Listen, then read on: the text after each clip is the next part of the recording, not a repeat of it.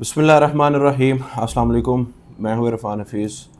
I am the director and co founder of IR law consultants and welcome you all once again on my YouTube channel. मैं उम्मीद करता हूँ आप सब खैरियत से होंगे, ठीक होंगे, खुश होंगे और अपने जिस जिस काम में मसरूफ़ हैं उसको बखूबी अंजाम दे रहे होंगे।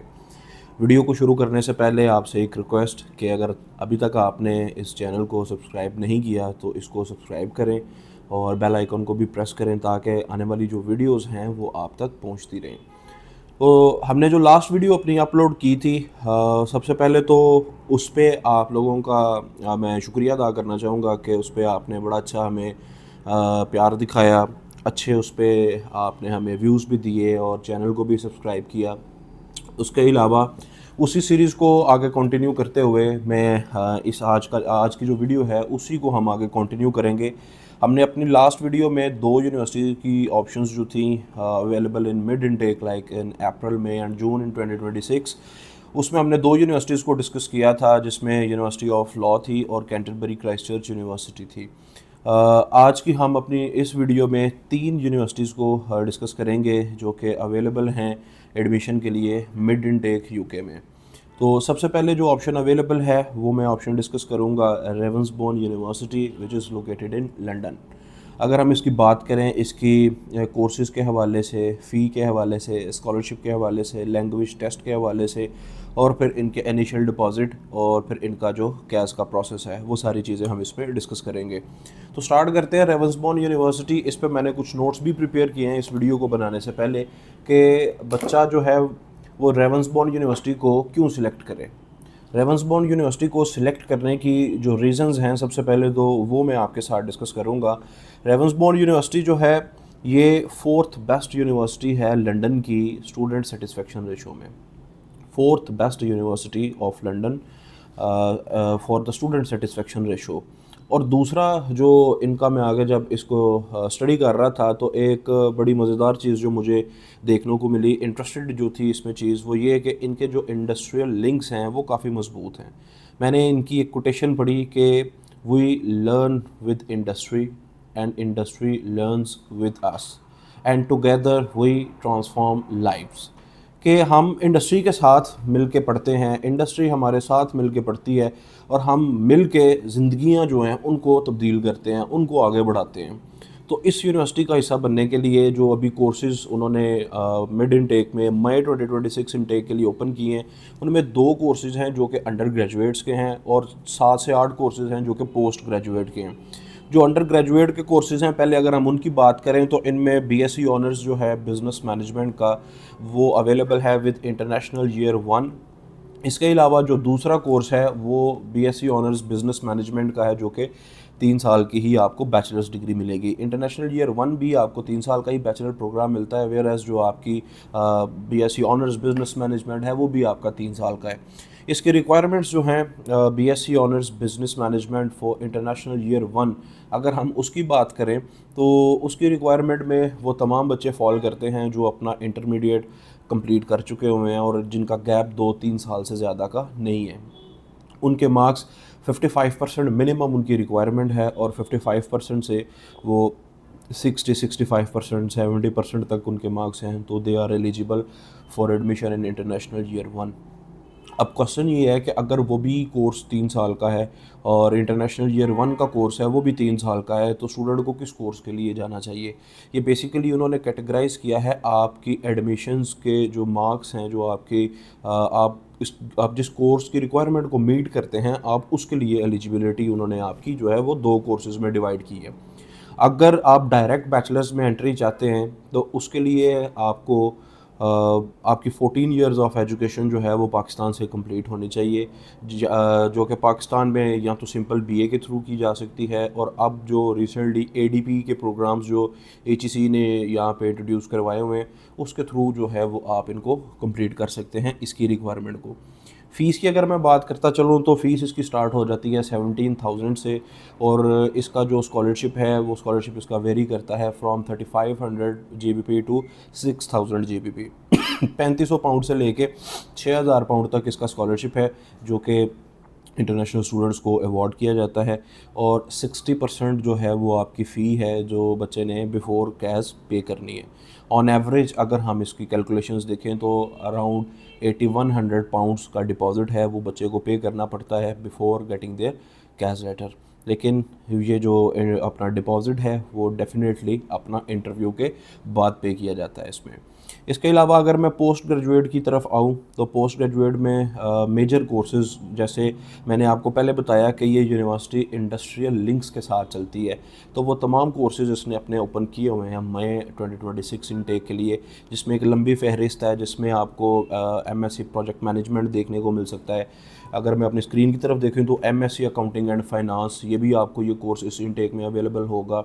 इसके अलावा मास्टर ऑफ आर्ट्स है लग्जरी ब्रांड मैनेजमेंट का, वो भी इस यूनिवर्सिटी में अवेलेबल है मई इनटेक के लिए। कंप्यूटर साइंस का कोर्स अवेलेबल है, इंटरनेशनल फैशन मैनेजमेंट का कोर्स अवेलेबल है, इसके अलावा साइबर सिक्योरिटी का कोर्स अवेलेबल है और इंटरनेशनल फाइनेंस, ये कोर्सेज़ हैं। इसके अलावा भी कुछ कोर्सेज़ हैं जिनकी फहरिस्त मैं एक लिस्ट जो है और उनका लिंक जो है वो इसकी डिस्क्रिप्शन में ऐड ऑन कर दूंगा, ताकि आप डिटेल से उसको देख सकेंगे कौन कौन से कोर्सेज़ जो हैं अवेलेबल हैं।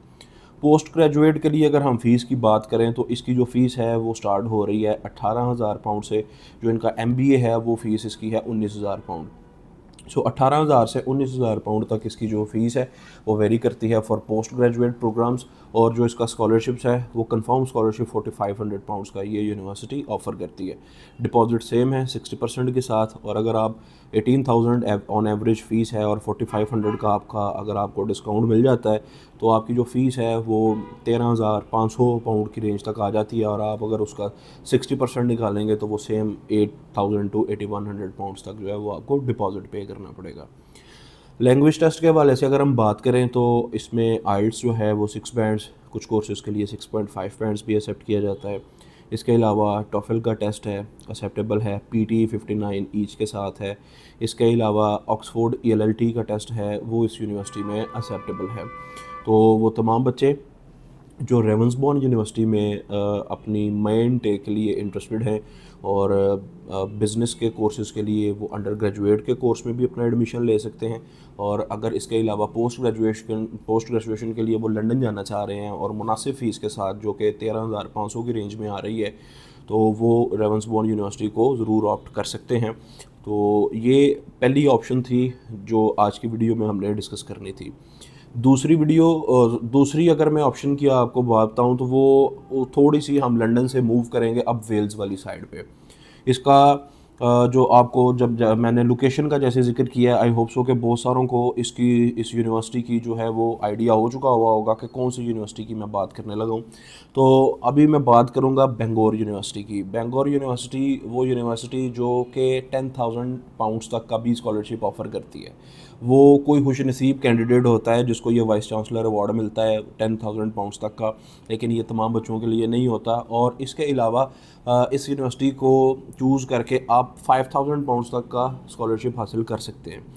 बेंगोर यूनिवर्सिटी जिसकी लोकेशन वेल्स में है, जो अपने लैंग्वेज टेस्ट में आइल्स, पीटी, टॉफल, एमओआई और इसके अलावा वो ऑक्सफोर्ड ईएलएलटी, ड्यूलिंगो, ये तमाम टेस्ट वो एक्सेप्ट करती है।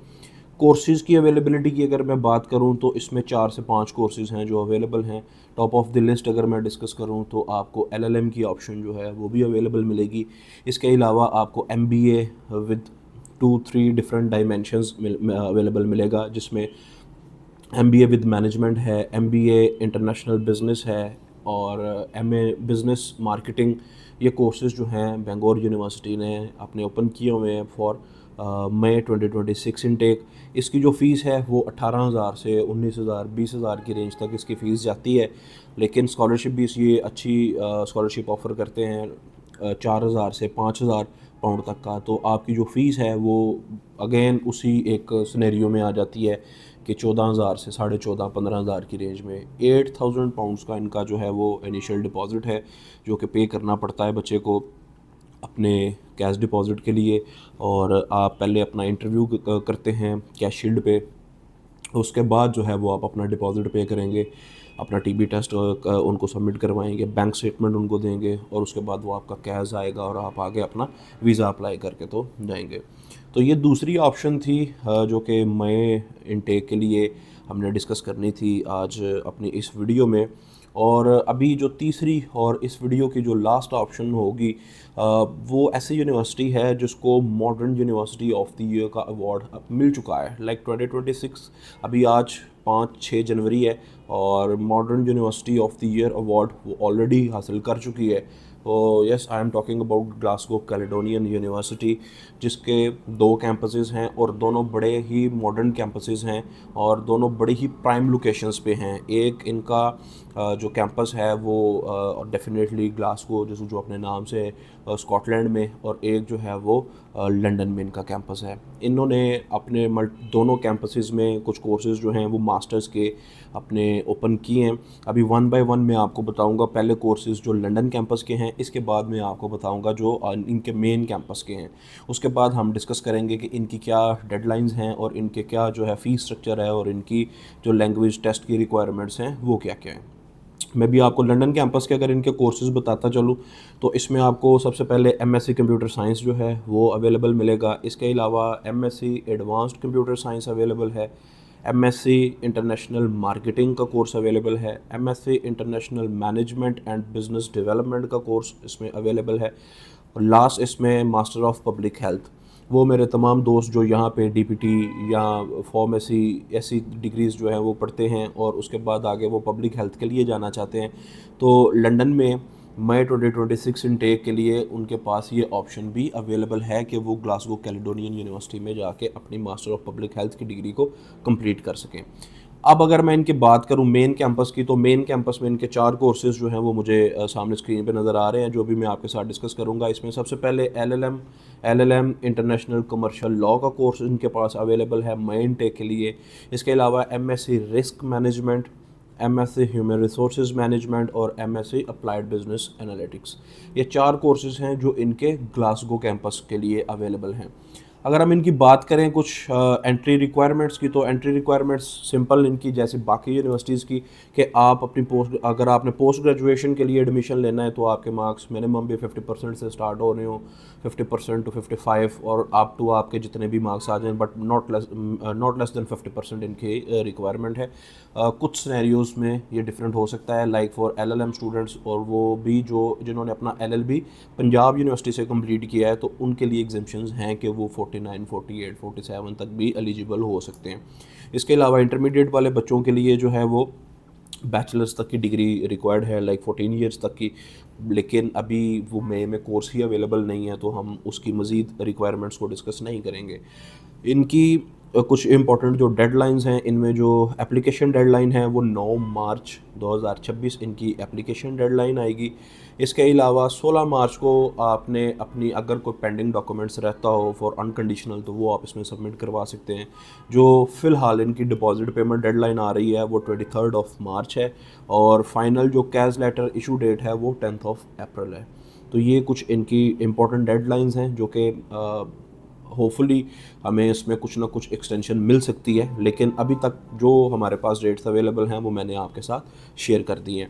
स्कॉलरशिप की अगर मैं बात करूं तो इसमें अंडर ग्रेजुएट प्रोग्राम्स के लिए 2500 पाउंड तक का स्कॉलरशिप अवेलेबल होता है, but again undergraduate courses are not available for May 2026 intake in Glasgow Caledonian university.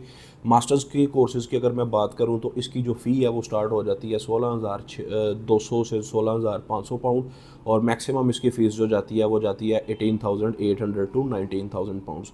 इसमें जो स्कॉलरशिप्स आपको मिलते हैं पोस्ट ग्रेजुएट के लिए वो 4,000 से स्टार्ट होते हैं, और इसके बाद आप जब अपनी फ़ीस अर्ली बर्ड के तौर पे भी जमा करवा देते हैं और फुल ईयर डिपॉजिट पे कर देते हैं, तो further you can secure 5 to 10%।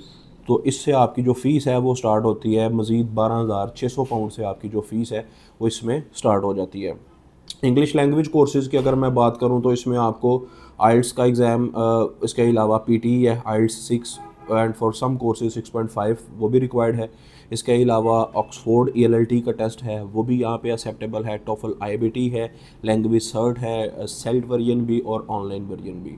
तो ये 3 ऑप्शंस थी जो मैंने समझा कि आपके साथ इस वीडियो में डिस्कस की जाएँ, जो कि मेन टेक के लिए अवेलेबल हैं यूके में अंडर ग्रेजुएट और पोस्ट ग्रेजुएट के प्रोग्राम्स के लिए बच्चों के लिए, और जो कि लैंग्वेज टेस्ट ऑक्सफोर्ड के साथ भी अवेलेबल हैं और without Oxford with IELTS and without IELTS भी अवेलेबल हैं।